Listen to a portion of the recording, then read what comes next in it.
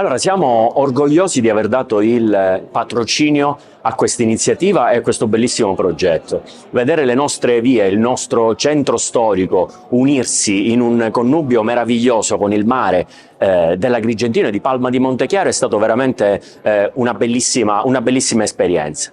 E questo devo ringraziare tutti gli amici dell'oratorio salesiano, del centro di produzione, perché hanno veramente evidenziato un attaccamento alla nostra città, un attaccamento alle nostre tradizioni e al nostro mondo.